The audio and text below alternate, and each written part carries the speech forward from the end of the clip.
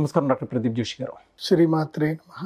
బంగారంని ఏ రోజు ఏ తిథిన కొంటే మంచిది అంటారండి? ఎందుకంటే దానికి ఏమన్నా ఒకటే వేదిక ఆస్ట్రాలజీ ఏమైనా చెప్పబడిందా? ఇంపార్టెన్స్ ఇస్తూ ఉంటారు కదా, అందుకు అడుగుతున్నాను. శ్రీ గురుభ్యో నమః. శ్రీమాత్రే నమః. బంగారముని సంస్కృతంలో సువర్ణము, కనకము అంటారు. దీనికి స్వర్ణాకర్షణము, కనక ఆకర్షణము ఇలాంటివి కొన్ని తంత్రాలు కూడా ఉంటాయన్నమాట. పూర్వకాలములో అంటే ఈ యొక్క ప్రపంచం మొత్తం మీద ఏ యొక్క చరిత్రను తీసుకున్నా, ఏ సాంప్రదాయాన్ని తీసుకున్నా బంగారము జీవితంలో ఒక భాగం అవ్వడము మొదలైంది ఎక్కడ అంటే సనాతన ధర్మంలో, హిందూ ధర్మంలో మాత్రమే మొదలైంది. అంటే త్రేతాయుగము నుంచి, కృత త్రేతాయుగం, ద్వాపర యుగం నుంచి, అంటే కొన్ని లక్షల సంవత్సరాల నుంచి ఎక్కడ చూసినా బంగారానికి చాలా ప్రముఖమైనటువంటి ప్రాముఖ్యత ఉంది. అంటే సుమంగళి స్త్రీలు తప్పకుండా ఒంటి మీద బంగారం ధరించాలి, ప్రతి ఒక్కరు కూడా ఒంటి మీద బంగారం ధరించాలి, బంగారు పాత్రలో తినాలి, బంగారు పాత్రలతో పూజ చెయ్యాలి, ఇలా బంగారు ఉంగరాలు, తర్వాత చెవులకు పెట్టుకోవాల్సినవి, ముక్కు పోగు, తర్వాత ఆభరణాలు, అంటే ఎక్కడ చూసినా జీవితంలో ఒక పార్ట్ అవుతుంది బంగారం అనేది. బంగారం లేకుండా సనాతన ధర్మము, వైదిక ధర్మాన్ని ఎవరు ఊహించుకోలేరు. ఎందుకోసమంటే ఇప్పుడు మనం పెద్ద పెద్ద పీఠాల్లోకి వెళ్ళినా, ఎక్కడికి వెళ్ళినా సరే సువర్ణ సింహాసనాలు ఉంటాయి. బంగారు సింహాసనంలో దేవుణ్ణి కూర్చోబెట్టి పూజ చేస్తారు. అలాగే బంగారము యొక్క కిరీటాన్ని ధరిస్తారు. సో ఎక్కడ వెళ్ళినా బంగారానికి ఒక అద్భుతమైన విలువ ఉంది. బంగారం లేకుండా సనాతన ధర్మాన్ని, మన యొక్క పూజల్ని, దేన్ని మనం ఊహించలేం. కాబట్టి బంగారము ప్రతి ఒక్కరి దగ్గర ఉండాలి. అది ఉంటేనే విలువ, అది లేకపోతే విలువ లేదు. ఎంత వారైనా సరే, అంటే మిడిల్ క్లాస్, లోయర్ క్లాస్, ఏదైనా సరే పిసిరెత్తు బంగారం ప్రతి ఒక్కరి ఒంటి మీద ఉండాలి అనేది శాస్త్రం. బంగారం గనక ఉంటే గనకనే వాళ్ళకి అదృష్టం అనేది వరిస్తుందని, బంగారం లేకపోతే అదృష్టం వరించదు అనేది కొన్ని శాస్త్రాలు కూడా చెప్తారు, కొన్ని వాక్యాలు చెప్తారు. అంటే సుమంగళి ద్రవ్యాలలో, సుమంగళి వస్తువుల్లో, సౌభాగ్య వస్తువుల్లో బంగారానికి చాలా ప్రాధాన్యత ఉంటుంది. అందుకోసమనే ఆడవాళ్ళు తప్పకుండా ముక్కుపోగు ధరించాలి, తర్వాత కమ్మలు పెట్టుకోవాలి, ఆ తర్వాత గాజులు వేసుకోవాలి, మంగళసూత్రం తప్పకుండా ధరించాలి. ఇవి బేసిక్ నీడ్స్ అన్నమాట ప్రతి ఒక్క స్త్రీకి కూడా. ప్రతి పురుషుడికి తప్పకుండా ఏంటంటే ఉంగరం ఉండాల్సిందే. ఉంగరం ఉండాలి, లేదా మెడలో ఒక గొలుసన్న ఉండాలి. ఇది తప్పకుండా ప్రతి పురుషుడికి ఉండాల్సింది. ఆ తర్వాత ఈ బ్రాస్లెట్స్ ఇవన్నీ వేరే ఆల్టర్నేటివ్స్. కానీ బేసిక్గా ప్రతి ఒక్కరికి పురుషుడికి ఉండవలసింది ఏంటంటే బంగారంతో పాటు రత్నం, ఏదైనా ఒక జాతి రత్నం తప్పకుండా ఉండాలి. ఇవన్నీ ఉండాలి. ఇంత జీవితంలో ముఖ్య భాగస్వామి అయినప్పుడు బంగారం కూడా ఒక పర్టికులర్ టైంకి కొనాలి అని కూడా చెప్పారు. ఎందుకోసమంటే బంగారము మనకి నిలబడ్డం అనేది మనకు చాలా ముఖ్యం. బంగారం మన ఇంట్లో, ఒంట్లో ఎప్పటికీ ఉండాలి. సో బంగారం నిలబడాలి అని అంటే ఒక పర్టికులర్ టైంకి తీసుకోవాలి. లేదంటే బంగారం దొంగల పాలవ్వడమో, లేకపోతే ఆ బంగారం అమ్ముకునే పరిస్థితి ఏర్పడమో, ఇవన్నీ ఏర్పడతాయి. కాబట్టి జీవితంలో ఎప్పుడూ బంగారం అమ్ముకునే పరిస్థితి ఏర్పడొద్దు అని అంటే మన నుంచి బంగారం వెళ్ళిపోకూడదు. తాకట్టు పెడతారు కొంతమంది. అదే తాకట్టు పెట్టడం వేరు, అమ్మేయడం వేరు. అమ్మేయడం అంటే ఇక పూర్తి దాని మీద ఆశ వదిలేసుకోవడం. తాకట్టు పెట్టడం వేరు. ఇప్పుడు బంగారాన్ని ఎప్పుడు కొనాలి అనే విషయం తెలుసుకుందాం. బంగారం కొనేటప్పుడు తప్పకుండా గురువారము లేదా శుక్రవారం, ఈ 2 వారాల్లోనే బంగారం కొనాలి. ఎందుకంత ఇంపార్టెన్స్ అంటారా? ఎందుకోసమంటే గ్రహాలలో అత్యంత కీలకమైన 2 శుభగ్రహాలు గురుగ్రహము, శుక్రగ్రహం. ఈ 2 శుభగ్రహాలు. గురువు ధన సంపదలు, జ్ఞానం ఇస్తే, శుక్రుడు ఏం చేస్తాడు అంటే భోగభాగ్యాలు ఇస్తాడు. ఇప్పుడు ధనము ఉంది, జ్ఞానం ఉంది, నీకు భోగం అనేది లేదు, అసలు నువ్వు దేన్ని అనుభవించట్లేదు. ఆ ధనం వల్ల నీకు ఏమైనా ఉపయోగం ఉందా? ఆ జ్ఞానం వల్ల నీకు ఏమైనా ఉపయోగం ఉందా? లేదు. ఐదర్ వైరాగ్యపరుడైతే ధనం ఉన్నా, జ్ఞానం ఉన్నా వాడు దాన్ని ఏం చేసుకోలేడు. కాబట్టి వైరాగ్యం వైపు వెళ్ళిపోతాడు. కాబట్టి వాడికి జీవితంలో బంగారంతో అక్కర్లేదు, ఇంకా భోగంతో అక్కర్లేదు. ఇంకా అదే శుక్రుడు ఉన్నాడు. బంగారం కనుక మీరు శుక్రవారం తీసుకున్నారనుకోండి, ఆ బంగారంతో మీకు వైభవం కూడా మీతో పాటు వస్తుంది. సో అయితే గురువారం తీసుకోవాలి లేదా శుక్రవారం తీసుకోవాలి. గురు శుక్రవారాలు తీసుకుంటేనే ఈ బంగారానికి విలువ ఉంటుంది. ఇప్పుడు నీకు ఆ బంగారం వల్ల మీరు ఎడ్యుకేషన్ పర్పస్, ఫ్యూచర్లో నాకు ఎడ్యుకేషన్ పర్పస్ ఉపయోగపడుతుంది అని అంటే బంగారం కొనుక్కోండి, ఏది గురువారం రోజున. అదే బంగారము కొనడానికి ఇంకొక కారణం ఉంటుంది.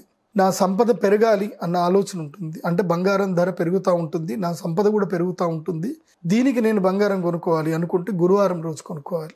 కీర్తి ప్రతిష్టలు పెరగాలి, మంచి పేరు రావాలి, కీర్తి ప్రతిష్టలు పెరగాలి అంటే శుక్రవారం రోజు బంగారం కొనుక్కోవాలి. ఎందుకోసం అంటే శుక్రవారం రోజు బంగారం కొనుక్కుంటే ఆకర్షణ సిద్ధి కలుగుతుంది, కీర్తి ప్రతిష్టలు పెరుగుతాయి. అలాగే శుక్రవారం రోజు బంగారం కొనడం వల్ల ముఖ్యంగా ఏదైనా శుభకార్యాలు చేద్దాం, కూతురు పెళ్లి కోసం అని చెప్పి చాలామంది బంగారం కొని పెడతా ఉంటారనమాట. ఎందుకోసం అంటే ఎప్పుడో కూతురు పెళ్లి ఉంటుంది, ఇది 20 ఏళ్లకు కూతురు పెళ్లి ఉంటుంది. ఇప్పుడు కూతురు చూస్తే 5 ఏళ్లే ఉంటుంది దానికి. కానీ దాని బర్త్డేకి రోజున కూతురు బర్త్డే వచ్చింది అని అంటే బర్త్డేకి 1 తులం బంగారం కొనాలి అని పోపుల పెట్టెలో వేసి దాపెట్టుకుంటా ఉంటారనమాట. సో అలా బంగారం కొంటూ పిల్ల 25 ఏళ్ళకి వచ్చేసరికి ఆల్మోస్ట్ 25 తులాల బంగారం ఉంటుంది పిల్ల కోసం అని చెప్పేసి. అలా పెళ్లి కోసం అని చెప్పి 25 తులాల బంగారం సేవ్ చేసేవాళ్ళు చాలామంది ఉన్నారు, నేను చూశాను కూడా. సో అలా పెళ్లి కోసం అని చెప్పి, శుభకార్యాల కోసం అని చెప్పి, ఎప్పుడో పుట్టే మనవాడి కోసం అని చెప్పి, ఇప్పటి నుంచి వాడి కోసం కడియాలు చేయాలని చెప్పి వెండి కొంటారు, బంగారం కొంటారు. సో ఇవన్నీ చేయడంలో ఏంటంటే ఒక యూనివర్సల్ థాట్ ప్రాసెస్ కూడా ఉంది. నువ్వు ఒక శుభకార్యం గురించి ఇక్కడ నుంచి నువ్వు ఏం చేస్తున్నావు, బంగారాన్ని కూడబెడుతున్నావు అంటే నీ థాట్ ప్రాసెస్ 25 ఏళ్ల తర్వాత జరిగే శుభకార్యం గురించి నీ థాట్ ప్రాసెస్ వెళ్తుంది. అంటే యూనివర్సల్ ఏం చేస్తుంది అంటే నేచర్ని కనెక్ట్ చేసి పెడుతుంది, యూనివర్సల్ని కనెక్ట్ చేసి పెట్టి దానికి ఏమంటారు అంటే ఇది కైండ్ ఆఫ్ మేనిఫెస్టేషన్ అనమాట. అంటే మనం డిజైన్ చేసుకోవడం, మన ఫ్యూచర్ని మనము అద్భుతంగా డిజైన్ చేసుకోవడం. అంటే ఈ బంగారము నా కూతురు పెళ్ళికి కొంటున్నాను, నా కూతురు పెళ్ళి అంగరంగ వైభవంగా జరగాలి, నా కూతురు సంతోషంగా ఉండాలి అని చెప్పి ఒక సదుద్దేశంతో ప్రతి మంచి ముహూర్తం నువ్వు బంగారం కొంటున్నావు అంటే ఒక మాంగళ్యానికి, ఒక మట్టెలకు, ఒక ఆభరణానికి, ఒక ఉంగరానికి, ఒక కమ్మలకు, వీటన్నిటికీ సంబంధించి ఇవన్నీ సౌభాగ్య వస్తువులు. సో ఇక్కడ ఏంది మేనిఫెస్టేషన్ జరుగుతుంది. ఒక తల్లి తన కూతురు గురించి అని చెప్పి బంగారు కొంటా ఉంది. కొనేటప్పుడు ఏంది ఒక మంచి ముహూర్తంలో కొనడం వల్ల ఏంటంటే ఆ బంగారంలో కూడా శక్తి అనేది నిక్షిప్తమై ఉంటుంది. ఒక మంచి ముహూర్తంలో నీ ఇంటికి వచ్చింది అని అంటే దానివల్ల నీకు మేలు జరుగుతుంది అని అర్థం. అంటే సౌభాగ్య వస్తువులు ధరిస్తారు కదా, కమ్మలు ధరిస్తారు, ముక్కుపోగు ధరిస్తారు, మంచి పాపిడి బిళ్ళ ధరిస్తారు, మంగళసూత్రాలు ధరిస్తారు, ఇంకా ముత్యాల హారాలు ఉంటాయి, తర్వాత చంద్రహారం అని కొన్ని ఉంటాయి. ఇలా కొన్ని రకరకాల హారాలు చేసుకునే ఉద్దేశంతో బంగారం ఎప్పుడైతే కూడబెడతారో మంచి ముహూర్తాలను కూడబెట్టడం వల్ల వీళ్ళ జీవితంలో రాబోయే అనర్థాలని కూడా వీళ్ళు ముందుగానే ఎదుర్కోవచ్చు ఈ బంగారం కొనడం వల్ల. సో ఆ బంగారం కొనడం అనేది కూడా ఒక కైండ్ ఆఫ్ మేనిఫెస్టేషన్ మీరు క్రియేట్ చేస్తున్నట్టు. అంటే వాళ్ళ ఫ్యూచర్ని మీరు అద్భుతంగా ఒక తల్లి డిజైన్ చేస్తున్నట్టు, ఒక తండ్రి డిజైన్ చేస్తున్నట్టు. అందుకోసం బంగారానికి అంత శక్తి ఉంటుంది. అందుకోసం పెళ్లిలో బంగారం లేని పెళ్లి ఉండదు. ఏ పెళ్ళి అయినా సరే బంగారం ఉంటుంది. అల్లుడికి మెడలో బంగారం వేస్తారు, తప్పకుండా ఒక చైన్ వేస్తారు, ఒక ఉంగరమైనా పెడతారు. అమ్మాయికి తప్పకుండా గాజులు వేస్తారు. మంగళసూత్రాలకి తప్పకుండా బంగారం ఉంటుంది. బంగారం లేని మంగళసూత్రం కానే కాదంటారు. సో ఈ విధంగా బంగారము, తిథి, వారము, నక్షత్రం ఈ 3 కలిపి కొనాలి. తిథి, వారము, నక్షత్రము, యోగము, కరణాలు కూడా ఉంటాయి. ఇవి 5 కలిపి కొన్నప్పుడైతే ఇంకా అద్భుతంగా ఉంటుంది. దాని గురించి అని చెప్పి తిథులు ఉంటాయి. ఏ తిథుల రోజు బంగారం కొనాలి అంటే నంద, భద్ర, జయ, రిక్త, పూర్ణ అని 4 తిథులు ఉంటాయి. తిథుల్లో అంటే పాడ్యమి, ద్వితీయ, తృతీయ, చతుర్థి, పంచమి. సో ఇక్కడికి మళ్ళీ చూడండి, పాడ్యమి, ద్వితీయ, తృతీయ, చతుర్థి, పంచమి, నంద, భద్ర, జయ, రిక్త, పూర్ణ. అంటే మనకి పాడ్యమి తిథి నందాతిథి అవుతుంది. పాడ్యమి, షష్ఠి, అదేవిధంగా ఏకాదశి, ఇవన్నీ నందాతిథులు అవుతాయి. సో భద్రతిథులు ఏంటంటే ద్వితీయ, అదేవిధంగా ద్వాదశి, అదేవిధంగా సప్తమి, ఇవి భద్రతిథులు అవుతాయి. జయతిథులు వచ్చేసి తృతీయ, అష్టమి, త్రయోదశి జయతిథులు. రిక్త తిథులు అంటే అసలు వాడకూడ ఏ పనులు చెయ్యకూడని తిథులు. చతుర్థి, చతుర్దశి, నవమి, ఇవి రిక్త తిథులు. ఈ రోజు బంగారం కొనకూడదు. పూర్ణతిథులు, పూర్ణతిథి ఏంటంటే పంచమి, దశమి, పౌర్ణమి, అమావాస్య కూడా. సో బంగారం ఎప్పుడు కొనాలి అని అంటే పంచమి, దశమి, పూర్ణతిథులు చాలా మంచిది. బంగారం కొన్నా, మీరు ఏది కొనుక్కోవాలి అన్నా, ఇలాంటి శుభకార్యం చేయాలన్నా పంచమి తిథి మంచిది. పంచమి, దశమి, పౌర్ణమి, దీనికి ఎక్కడ కూడా దోషం ఉండదు. ఇంకా పంచమి, దశమి, పౌర్ణమికి ఎప్పుడూ దోషం ఉండదు. ఇది ఏంటి, శుభకార్యాలు చేయడానికి, సిరి సంపదలు కలుసుకోవడానికి, ఏ ఉద్దేశపూర్వకైనా బంగారం మనం కొనుక్కోవడానికి ఈ తిథులు. జయతిథులన్నీ కొన్ని ఉంటాయి. ఓకే. ఈ జయతిథులు అంటే ఏంటి? తృతీయ, అష్టమి, త్రయోదశి. ఈ జయతిథుల్లో బంగారం ఎందుకు కొనుక్కోవాలి అని అంటే జ్ఞానము గురించి, సిరి సంపదలు పెరగడానికి గురించి అని చెప్పి ఈ జయతిథుల్లో బంగారం కొనుక్కోవాలి. సో భద్రతిథి అని ఉంటుంది. భద్రతిథి అంటే ఏంటి? ద్వితీయ, సప్తమి, అదేవిధంగా ద్వాదశి. ద్వాదశి పనికిరాదు బంగారానికి, ద్వితీయ సప్తములు పనికొస్తాయి. ద్వితీయ సప్తముల రోజున, భద్రతిథి రోజున బంగారం కొనుక్కుంటే అది భద్రంగా ఉంటుంది, శ్రేయోపదంగా ఉంటుంది. అంటే రేపు భవిష్యత్తులో దేనికైనా మీరు ఉపయోగించుకోవాలి, భద్రంగా మీ దగ్గరనే ఉండాలి. ఆ బంగారం సిరి సంపదలు పెరగాలనుకుంటే భద్రతిథి రోజున బంగారం కొనుక్కోవాలి. సో ఈ తిథులు ఒక కేటగిరీ వేసుకొని నక్షత్రాలు చెప్తాను.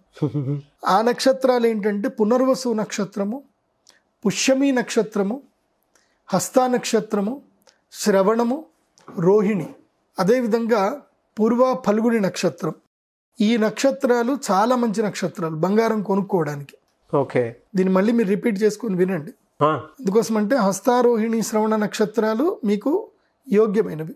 పునర్వసు, పుష్యమి నక్షత్రం, అదేవిధంగా పూర్వ ఫల్గుని నక్షత్రం కూడా బంగారం కొనడానికి మంచిది. ఈ 6 నక్షత్రాలు బంగారం కొనడానికి యోగ్యమైన నక్షత్రాలు. ఓకే. ఇంకా దీంట్లో కూడా సెకండ్ కేటగిరీస్ ఉంటాయి. ఆ సెకండ్ కేటగిరీస్ వచ్చేసరికి రేవతి నక్షత్రము, అదేవిధంగా పూర్వాషాఢ నక్షత్రము, ఉత్తరాషాఢ నక్షత్రము. ఇవి సెకండ్ కేటగిరీకి వస్తాయి. మిగతా అన్ని నక్షత్రాలు కూడా ఓకే. ఈ నక్షత్రాలు చాలా ఇంపార్టెంట్. ఓకే. తిథి, వారము, నక్షత్రం 3 చెప్పాను. యోగము, ఏ యోగంలో బంగారం కొనుక్కోవాలి?